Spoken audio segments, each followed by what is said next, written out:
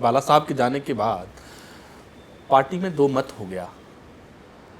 आपने दूसरे धड़े के साथ देना मुनासिब समझा, जबकि विरासत उद्धव ठाकरे को मिला था। तो क्या कुछ लगा था अचानक उस समय, क्या कुछ रहा आपके मन में? नहीं, ये देखो, तुम्हारे प्रश्न में जो दो शब्द निकले, दूसरा धड़ा और विरासत, ये देखिए विरासत में क्या मिलता है। जो हमारे पिताजी जो भी कमाते हैं, जो भी प्रॉपर्टी करते हैं, तो विरासत से बेटे को मिलती है। पार्टी तो कोई विरासत में नहीं मिल सकती। हमारे देश में लोकशाही है और विचारधारा की पार्टी होती है। जो वो विचारों की विरासत आगे ले जाना चाहता है, उसको पार्टी या पक्ष मिलना चाहिए। तो ये उद्धव ठाकरे की विरासत नहीं थी। क्यों नहीं थी? कि जब 2019 में जब चुनाव हुए तो हम अलायंस में लड़े, लोकसभा भी विधानसभा भी, और महाराष्ट्र की जनता ने पूरा बहुमत हमारे युति को दे दिया था, बीजेपी शिवसेना के।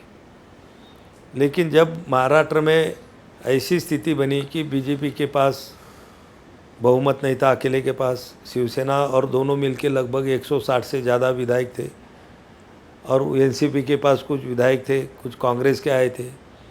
तो उद्धव ठाकरे ने खुद को मुख्यमंत्री बनने के लिए बीजेपी को बाजू में रख के और उनके साथ में अलायंस हो गया तब से। और जो उन्होंने के साथ में जो हमारे कांग्रेस एनसीपी वाले थे, ये लोगों ने उसका पूरा फ़ायदा उठा के अपनी पार्टी को बढ़ाने का, सब फाइनेंशियल सपोर्ट करने का काम वो पार्टी ने किया।